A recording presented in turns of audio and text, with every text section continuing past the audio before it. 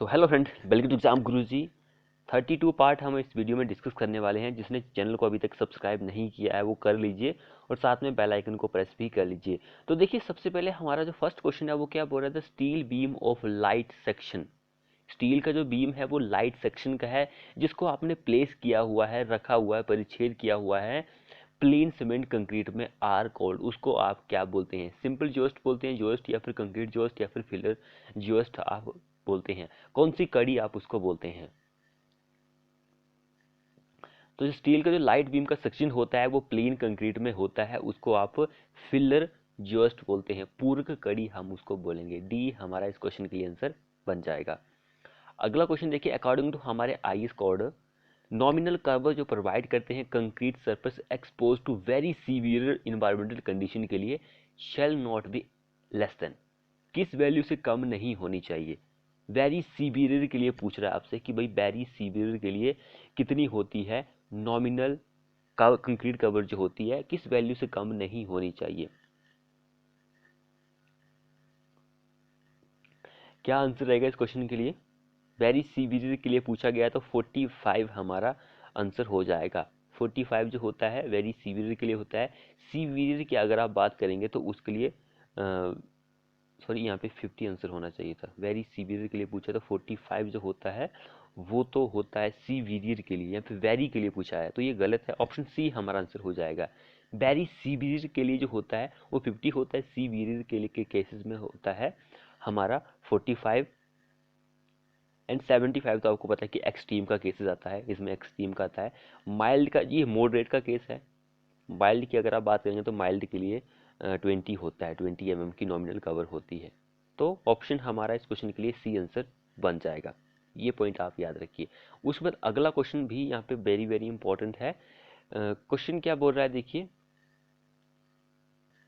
So next वाला question क्या बोल रहा है, nominal cover of concrete beam. Beam के लिए पूछ रहा है भाई, बीम के लिए कितनी होती है? Should not be less then dash mm for moderate explore condition के लिए। मॉडरेट के लिए क्या होती है? 30 mm होती है। ऑप्शन बी हमारा आंसर हो जाएगा बीम के केसेस के लिए। अगला क्वेश्चन भी इंपॉर्टेंट है एग्जाम के पॉइंट ऑफ व्यू से।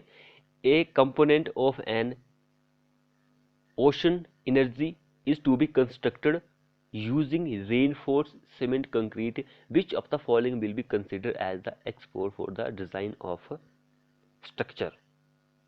क्या आंसर रहेगा इस क्वेश्चन के लिए? तो वो एक्सट्रीम केस हमारा होता है। ऑप्शन बी आंसर बन जाएगा। अगला देखिए, plane cement concrete strong in taking. PCC जो होता है वो स्ट्रॉन्ग होता है किसमें? कंप्रेसिव स्ट्रेस में। सिर्फ वो कंप्रेसिव स्ट्रेस में ही स्ट्रॉन्ग होता है, बाकी वो टेंसाइल में बहुत ही कमज़ोर होता है। अगर आप उसके कंक्रीट की टेंसाइल स्ट्रेंथ जो होती है उसको कंप्रेसिव स्ट्रेंथ से कंपेयर करें तो 10 से 15% होती है। तो बी हमारा इस क्वेश्चन में आंसर हो जाएगा। अगला क्वेश्चन देखिए, the reinforcement in RCC takes. जो रेनफोर्समेंट होती है वो सिर्फ टेंसाइल स्ट्रेस को ही सहन कर सकती है, बियर कर सकती है, लेकिन कंप्रेसिव स्ट्रेस जो होता है वो पीसीसी के द्वारा रजिस्ट किया जाता है। ऑप्शन ए हमारा इस क्वेश्चन में आंसर हो जाएगा। नेक्स्ट वन क्वेश्चन देखिए, the horizontal reinforce concrete slab spanning between the supporting walls और beams is known as. Easy question है, आप इसको कभी भी सॉल्व कर सकते हैं, कैसे भी सॉल्व कर सकते हैं। देखिए, हॉरिजॉन्टल रेनफोर्स बताया गया है, कंक्रीट का स्लैब है हमारे पास दो जो कि भाई वॉल्स या फिर बीम्स के चारों ओर है, तो उसको आप रूफ ही बोलते हैं। आपको पता है कि ये दीवारें हैं तो ये जो होती है हमारे पास छत ही होती है। छत जो होती है वो तीन तरह की होती है, एक फ्लैट रूफ होती है, स्लोपी रूफ होती है, डोम होती है जिसको गुंबद बोलते हैं। वैसे इसके भी सब पार्ट है, जिसकी फ्लैट के भी सब पार्ट होंगे, स्लोपी में भी सब पार्ट होंगे। आपको पता है कि एक मैंसर्ड रूफ होती है, हिप रूफ होती है, एंड बिल्कुल स्लोप होती है, फ्लैट रूफ होती है। इस तरह से सब कैटेगरी में डिवाइड जो किया गया है वो अलग चीज़ है, लेकिन मेनली वो तीन तरह की होती है। अगला क्वेश्चन देखिए, for a reinforce concrete slab, reinforce concrete slab the deflection for design according to हमारे आईएस कोड। जो डिफ्लेक्शन होती है वो क्या होती है? तो वो 0.20% ऑफ स्पैन होती है। डिफ्लेक्शन जो होती है डिज़ाइन अकॉर्डिंग टू हमारे यहाँ 0.20% ऑफ स्पैन इतनी डिफ्लेक्शन होती है आरसीसी के लिए। अगला देखिए the diameter of tie, tie bar जो होती है इन कॉलम में शुड बी, जो टाई होती है उसका डायमीटर क्या होता है। यहाँ पर कुछ कंडीशनें होती है वो आपको फॉलो करनी होती है। मोर देन 5 mm, वैसे होता 6 mm लेकिन ऑप्शन में 5 दिया तो हम इसको ही सही मानेंगे। And also more than 1/4 of main diameter bar का, ऑफ बार का, ये भी आप याद रखिए। जो मेन बार आप प्रोवाइड करते हैं कॉलम के लिए, आपको पता है कि 12 mm से कम नहीं होनी चाहिए। तो जो 12 mm मान के चलते हैं हम, तो 12 का 1/4 से कम नहीं होना चाहिए जो डाई का डायमीटर होता है। सो ऑप्शन डी हमारा इस क्वेश्चन के लिए आंसर हो जाएगा। ये पॉइंट आप याद रखिए। जिसने चैनल को अभी तक सब्सक्राइब नहीं किया वो कर लीजिए और साथ में बेल आइकन को प्रेस भी कर लीजिए। वीडियो को अपने दोस्तों के साथ शेयर करें और कमेंट भी करें कि आपको हमारी वीडियो कैसी लगी, ये सीरीज़ कैसी लग रही है। क्योंकि हमने एक आपके लिए बुक्स परचेज़ की थी, वहाँ से पूरा एक्सपेक्टेड क्वेश्चन दिए थे कि भाई मोस्ट ऑफ एग्ज़ाम के लिए, तो हमने वो आपको ऑलमोस्ट सारे ही ख़त्म करवा दिए हैं। वहाँ पर आपको सिर्फ 10 मॉक टेस्ट मिल रहे थे, तो हमने ऑलमोस्ट वो सारे ही ख़त्म कर दिए। 35 तक देखते हैं हम कि 35 में वो सारे ख़त्म हो जाएंगे। अभी 32 पार्ट चला हुआ, 35 तक वो सारे पार्ट ख़त्म हो जाएंगे। एक मॉक टेस्ट में 100 क्वेश्चन थे, तो हमने आपको देख सकते हैं 32 हो गए हैं, तो 320 क्वेश्चन हमने आपको 32 हो जाएंगे इतने सारे। तो हमारे अभी तक 1000 के आसपास क्वेश्चन जो वो ख़त्म होने वाले ही हैं। तो 32 मल्टीप्लाई, अब अगर आप 10 करते हैं, सॉरी 10 तो पार्ट हैं, अगर हम 30 क्वेश्चन लेके चल रहे हैं, वैसे होते 31-32 ही हैं, लेकिन चलो फिर भी 9 0 60 इतने तो हमारे क्वेश्चन हो चुके हैं। 960 क्वेश्चन तो हमारे हो चुके हैं अभी तक 1000 क्वेश्चन। देखिए तो ये क्वेश्चन क्या बोल रहा है, if the width of the foundation for 2 equal column is restrict the shape of the footing generally adopt is. वही बोल रहा है कि विड्थ जो होती है फाउंडेशन की 2 इक्वल कॉलम की, वो मना किया हुआ है कि भाई हमें नहीं चाहिए। The shape of footing generally जो अडॉप्ट करते हैं, अडॉप्ट की जाती है, वो कौन सी होती है। तो वो जो होता है वो रेक्ट एंगुलर होता है, शेप जो होती है फुटिंग की। ऑप्शन बी हमारा इस क्वेश्चन के लिए आंसर बन जाएगा। अगला देखिए the thickness of the base of slab of retaining wall generally provided is. Thickness of base slab जो होता है उसकी थिकनेस जो होती है रिटेनिंग वॉल की, वो जनरली प्रोवाइडेड इज, कितनी प्रोवाइड की जाती है। बेस जो होता है, width of stem at the bottom इतनी प्रोवाइड की जाती है। ऑप्शन डी हमारा। वैसे मैंने आपको बेस के बारे में बताया भी था। तो बेस जो होता है वो 0.4 से 0.6 एच इतना बेस होता है। तो ये कॉमन चीज़ है, सभी को पता होना चाहिए कि भाई इतना बेस होता है। लेकिन यहाँ पे ऑप्शन वैसा नहीं दिया गया है, तो हमारा answer width of the stem at the bottom, stem जो होता है वही हमारा आंसर रहेगा। अगला देखिए which of the following stiffener is equal to prevent local crushing of the web due to concentrated loading. Concentrated load लग रहा है, तो बोल रहा है कि कौन सा ऐसा स्टिफनर होता है जो कि प्रिवेंट करता है लोकल क्रशिंग जो होती है वेब की। यहाँ पे वैसे पॉइंट कॉन्सेंट्रेटेड लोड दिया गया है, अगर पॉइंट लोड भी हो तब भी आप क्रशिंग को प्रिवेंट करने के लिए बियरिंग स्टिफनर ही प्रोवाइड करेंगे। ऑप्शन डी हमारा आंसर हो जाएगा इस क्वेश्चन के लिए। अगला देखिए the outstand of web stiffener in term of thickness of flat T should be, क्या होगा। तो वो 12 टी होता है। ऑप्शन डी इस क्वेश्चन के लिए आंसर हो जाएगा। सो ऑप्शन डी हमारा इस क्वेश्चन के लिए आंसर हो जाएगा। आउटस्टैंड ऑफ वेब स्टिफनर जो होता है वो 12 टी होता है। लेकिन इन केस अगर आपका फ्लेंज है या फिर प्लेट जो है वो टेंजाइल में है, यहाँ पे स्टिफनर का ही केस बता रहा हूँ मैं आपके लिए, अगर वो टेंशन में है या फिर टेंजाइल में है तो उसके लिए 20 टी होता है। ओके, अगर वो कंप्रेशन में है तो उसके लिए जो होता है वो 16 टी होता है। वो 12 टी और 16 टी आप भूल जाइए, वो स्टील स्ट्रक्चर में होता है। लेकिन स्टिफनर के केसेस में हमारा ये इंपॉर्टेंट चीज़ है, इस स्टिफनर के केस में मैंने आपको बताया है। उसके बाद अगला क्वेश्चन देखिए in double lacing thickness T of flat lacing is. Double lacing की यहाँ पे बात हो रही है, तो डबल लेसिंग के लिए तो सभी को पता है कि इज लेस देन 1/60 यही होता है length inner and rivet. Option ये सिंगल रिवेटिंग के लिए होता है, ये डबल है यहाँ पे, सी हमारा इस क्वेश्चन का आंसर हो जाएगा। ये जो होता है सिंगल के लिए होता है, 1/40 जो होता है। उसके बाद अगला क्वेश्चन देखिए, permissible stress may be also known as. Permissible stress को आप एक और नाम से जानते हैं, वो क्या नाम है? तो परमिसिबल स्ट्रेस जो होता है उसको वर्किंग स्ट्रेस भी कहा जाता है। ये हमारे आईएस कोड 800 में आता है, तो ये भी 800 1984 में आपको परमिसिबल स्ट्रेस के बारे में जानकारी मिल जाएगी। अगला देखिए, bolt are most suitable to carry. Bolt जो होते हैं वो मोस्ट सूटेबल होते हैं किसको कैरी करने के लिए? क्या आंसर रहेगा इस क्वेश्चन के लिए? तो एक्सियल टेंशन जो होता है उसको कैरी करने के लिए बोल्ट जो होते हैं बहुत ही सूटेबल रहते हैं। अगला क्वेश्चन देखिए, एज पर हमारे IS code, working shear stress on gross area of power driven rivet is. Power driven rivet के लिए क्या होगा इस क्वेश्चन में हमारा answer? So working shear stress जो होता है, ग्रोस एरिया जो होता है पावर ड्राइवन रिवेट का, वो 945 kg/cm² होता है। सारी वैल्यू से स्क्वायर होनी चाहिए थी, 945 स्क्वायर होगा kg/cm²। अगला क्वेश्चन क्या बोल रहा है, an imaginary line along which rivet are placed.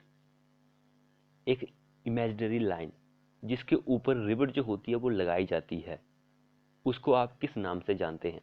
Imaginary line, rivet line, scribe line, back line, किस नाम से जाना जाता है? तो इन तीनों के नाम से जाना जाता है, ऑल ऑप्शन आर करेक्ट। एक ऐसी लाइन जिसके ऊपर रिवेट लगी होती है उसको rivet line, scribe line, back line सब कुछ हम बोलते हैं। अगला क्वेश्चन देखिए क्या बोल रहा है, Indian standard wide flange beam are noted as. Indian standard का वाइड फ्लेंज बीम जो होता है उसका आपको एब्रीविएशन बताना है, शॉर्ट फॉर्म बतानी है। उसकी शॉर्ट फॉर्म की अगर आप हमें बात करेंगे तो कोई भी नहीं दी गई है, क्योंकि इंडियन स्टैंडर्ड वाइड बीम ये होती है इसकी एब्रीविएशन सिंबल। तो ये चीज़ आप याद रखिए, यहाँ पे कोई भी नहीं है, क्योंकि इंडियन स्टैंडर्ड हैवी बीम दिया गया है, जूनियर बीम दिया गया है, मीडियम ये बीम वैसे बी होना चाहिए था, पी दिया गया, कोई बात नहीं। तो ऑप्शन डी हमारा इस क्वेश्चन के लिए आंसर बन जाएगा।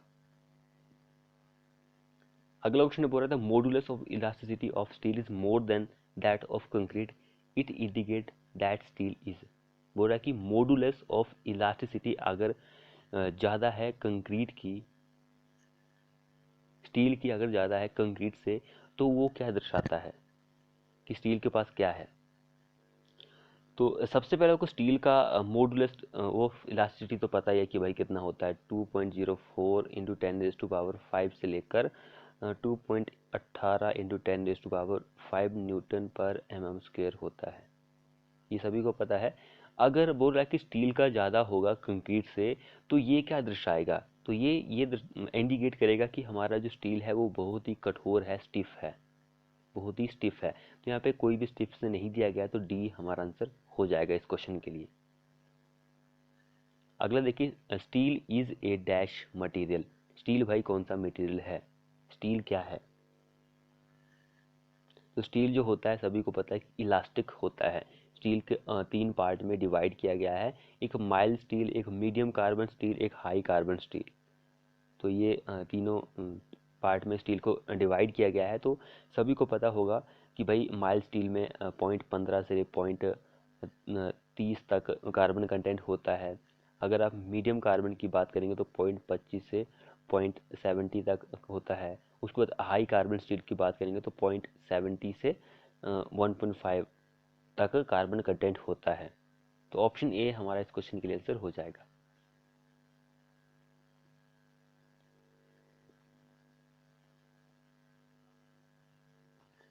नेक्स्ट में क्वेश्चन देखिए, तो Boston formula for estimating water required for fire demand के लिए, फायर रिक्वायर्ड के लिए आपको वाटर जो रिक्वायर्ड कितना जरूरत है उसको एस्टिमेट करने के लिए जो बस्टन फॉर्मूला होता है वो क्या होता है? यहाँ पर 4 ऑप्शन हमारे पास दिए गए हैं, कौन सा बस्टन का फॉर्मूला होता है। अगर आप बस्टन के फॉर्मूले की बात करेंगे तो ऑप्शन डी हमारा आंसर हो जाएगा, ऑप्शन डी जो है।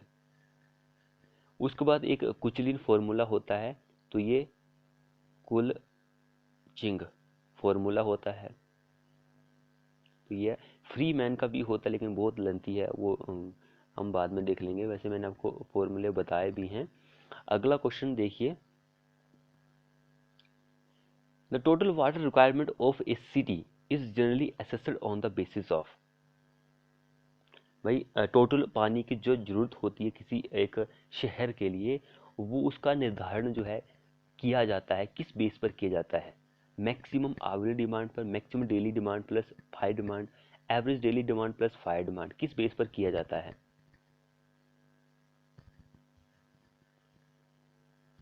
तो वो किया जाता है option A and B. D हमारा इस क्वेश्चन में आंसर हो जाएगा, ए एंड बी। ये दोनों जो होते हैं ग्रेटर होने चाहिए दोनों से, इन दोनों के बेस पर किया जाता है। अगला देखिए, यहाँ पे कुछ बड़ा जैसा नाम दिया गया है, मैथेमोग्लोबिनिमिया और blue baby is cause due to. ये कई बार हम क्वेश्चन डिस्कस कर चुके हैं भाई। ये जो होता है नाइट्रेट की वजह से बच्चों में ये रोग देखने को मिलता है, नाइट्रेट। ऑप्शन सी आंसर हो जाएगा इस क्वेश्चन के लिए।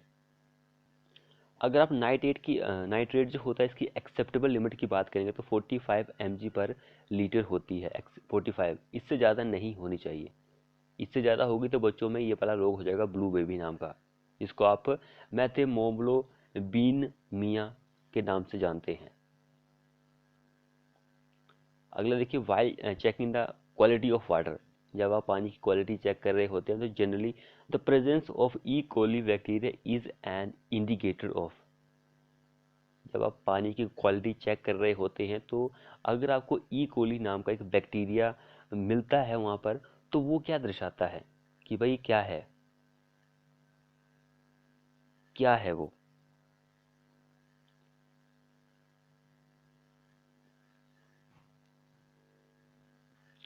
तो अगर आपके पानी में ई कोली नाम के या फिर बी कोली नाम के बैक्टीरिया प्रेजेंट है, तो ये दर्शाते हैं कि भाई इस पानी में रोगजनक जो जीवाणु होते हैं वो प्रेजेंट है।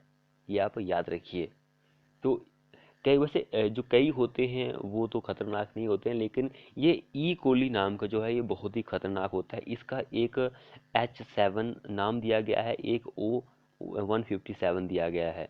तो ये दो जो होते हैं अगर ये प्रेजेंट है पानी में, तो इससे क्या होता है कि आपको भाई भयानक जो लूज मोशन होता है वो हो सकता है, और उल्टी वगैरह हो सकती है। तो ये इस तरह की परेशानी आपको देखने को मिल सकती है अगर ये प्रेजेंट है तो ऑप्शन डी हमारा इस क्वेश्चन के लिए आंसर हो जाएगा।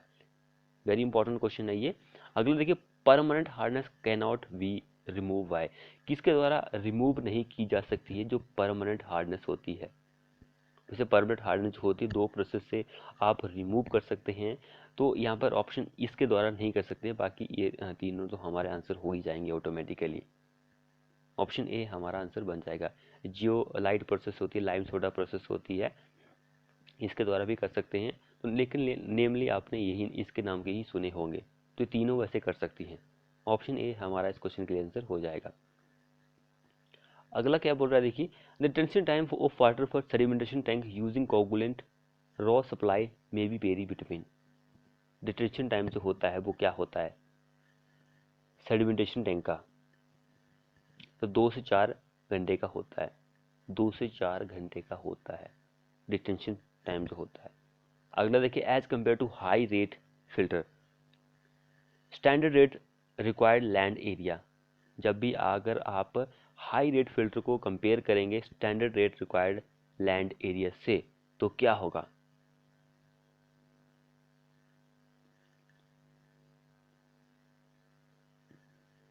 तो उसको मोर लैंड एरिया की जरूरत पड़ेगी स्टैंडर्ड वाले को।